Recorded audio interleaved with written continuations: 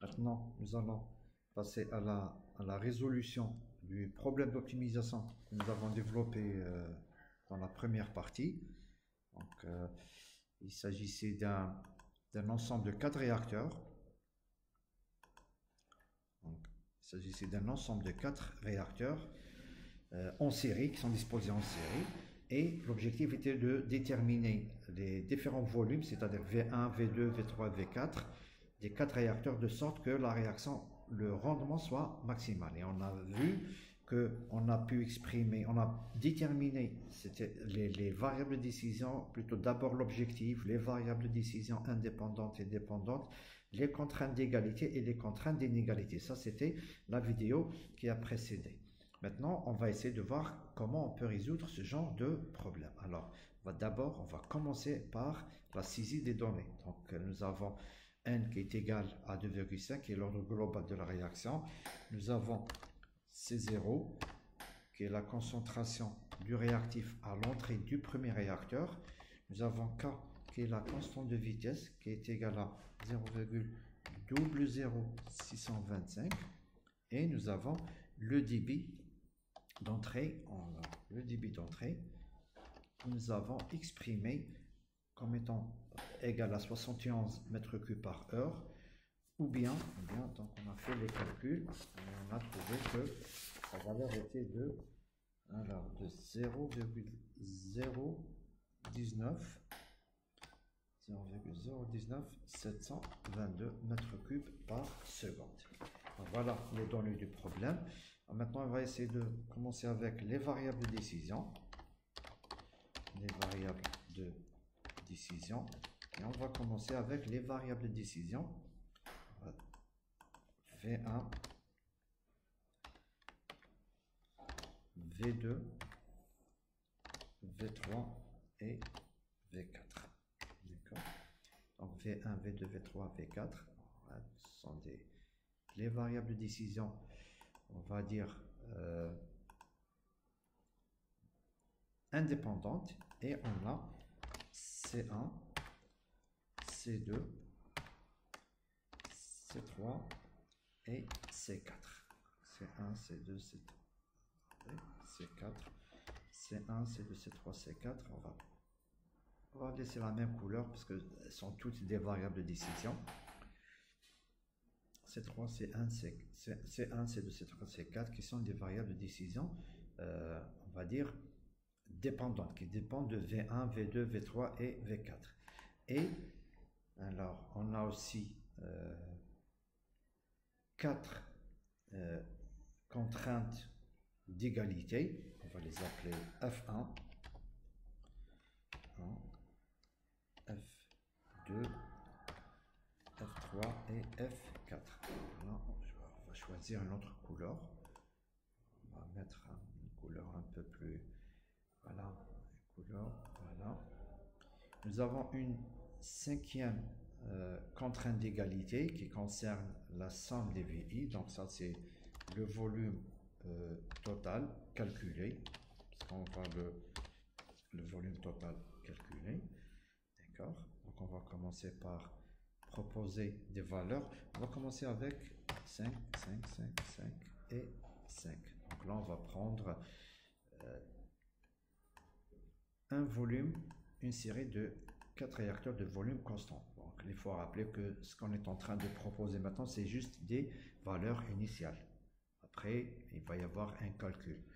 Maintenant, pour C0, pour C1, C2, C3, C4, alors C1, comme c'est le produit de la première, qui est le produit de la sortie du premier réacteur, donc si la concentration initiale à l'entrée était de 20, alors là on va dire par exemple, on va prendre 10, 10, 5, 4 et 2.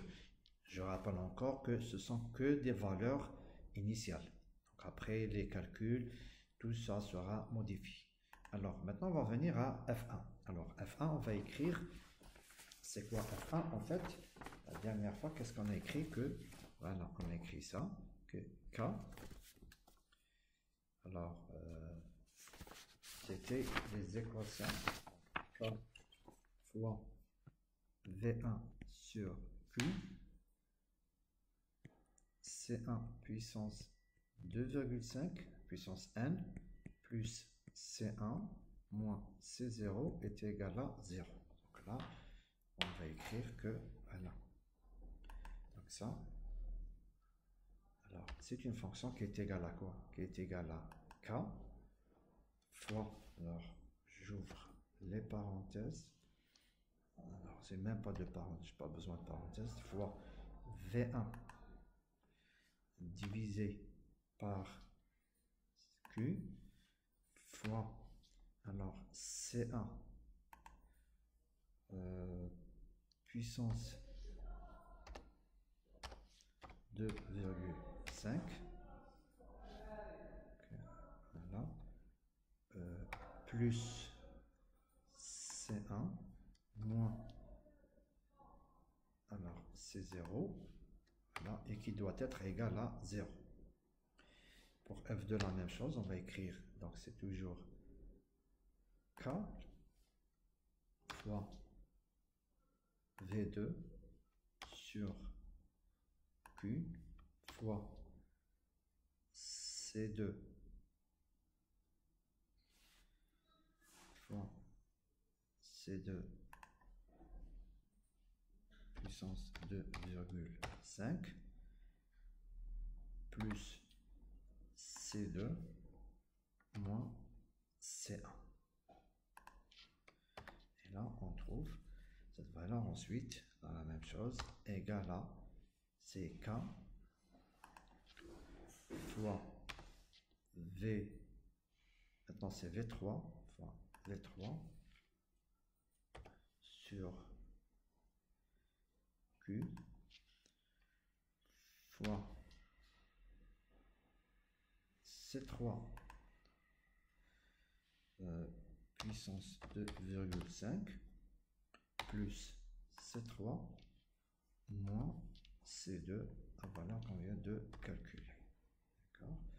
Alors, et F4, c'est égal à K, toujours K, fois θ4, ou bien fois V4 sur Q, fois C4 puissance 2,5, alors là, 2,5, plus C4 moins C3. Alors là, je vais peut-être reprendre, au lieu de 2,5, je vais prendre ça. Voilà, très bien. Parce que là, après, si je veux changer, par exemple, l'ordre global, je vais changer juste B1. Ok. Alors, donc, ça et ça, la même chose, on va rectifier.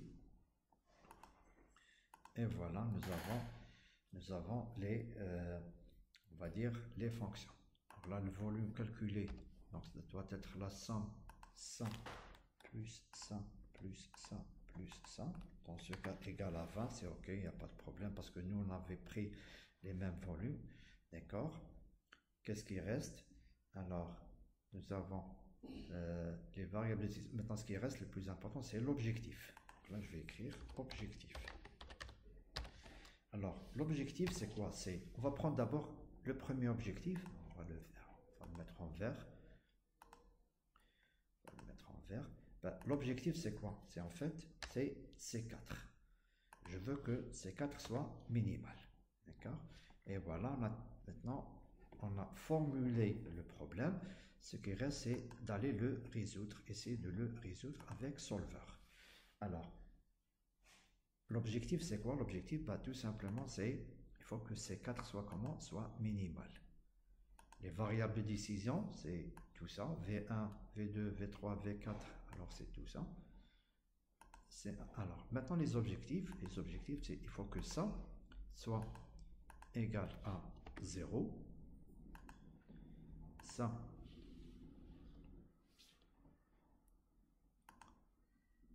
égal à 0. La troisième fonction objectif doit être aussi égale à 0. La quatrième doit être aussi égale à 0. Et la cinquième contrainte concerne la somme des volumes qui doit être égale à 20 ou bien, on va mettre 20 et on va mettre OK. D'accord, donc voilà, le problème est bien formulé. Donc nous avons une variable de décision, plutôt l'objectif. Nous avons 8 variables de décision et 5 contraintes d'égalité. D'accord. Maintenant, concernant les contraintes d'inégalité, il suffit juste de prendre, ou bien de cocher cette case, rendre les variables sans contrainte non négatives. Et je mets résoudre. Et voilà, OK. Et voilà mon problème qui est résolu. D'accord? Donc en fait, on a trouvé combien? On a trouvé, voilà, ça c'est pour les volumes. Donc ça ce sont les volumes, les concentrations. Et voilà. Donc toutes les fonctions sont égales à 0. Et voilà. Donc pour cela, pour avoir un rendement maximal, il suffit de prendre ces valeurs. Et là, on peut même calculer, je vais mettre égal, calculer le temps de séjour. Donc c'est quoi? C'est tout simplement, c'est ça sur ça. Voilà. Donc là, ça, ce sont les temps de séjour. Je vais écrire temps de séjour dans les réacteurs, dans les différents réacteurs. Alors là, je vais prendre F4 comme ça, il va calculer d'une manière. Alors, voilà, et voilà pour les temps de séjour. Donc, si vous voulez, on va essayer de reprendre, alors, déplacer au copier. On va changer de fonction objectif. Maintenant, on va reprendre 5, 5, 5 et 5. Et on va essayer de, au lieu de prendre, minimiser ces 4, on va dire que je vais en fait chercher à maximiser le taux de conversion. C'est-à-dire, je prends C0 moins C4. Je veux que cette quantité,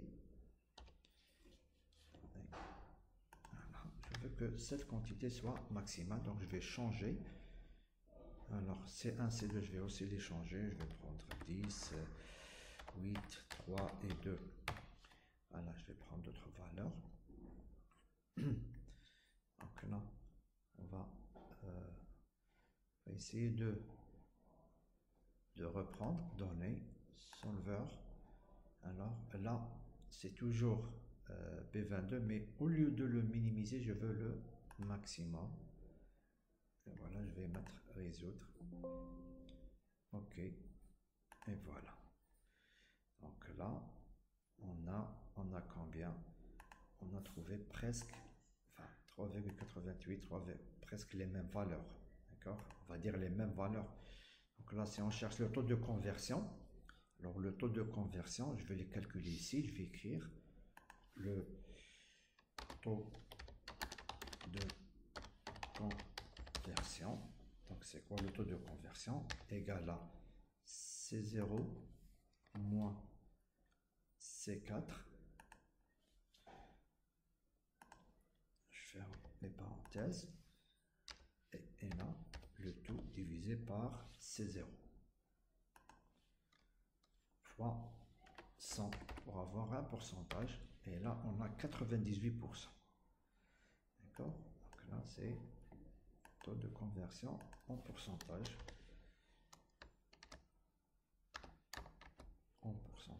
Voilà.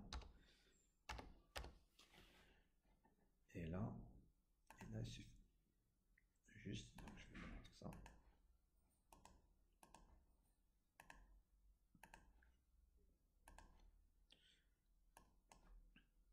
Égal à, alors c'est ça, c'est toujours la même chose. Ben, je vais prendre C0 moins C4 divisé par C0 fois 100. Ok, et on trouve 98,02. 98,02. Donc voilà pour ce qui est de la résolution du problème. Donc avant de terminer, je vais vous donner une troisième vidéo où on va expliquer, on va poser une question: est-ce que l'utilisation de 4 réacteurs a été justifiée? C'est-à-dire, est-ce que avec un seul réacteur, je ne peux pas atteindre les 98, je vais faire ça. Est-ce qu'avec un seul réacteur, je peux atteindre ce taux de conversion? Donc voilà la question qu'on va essayer de traiter dans la prochaine vidéo. Donc voilà, je vous remercie pour votre attention.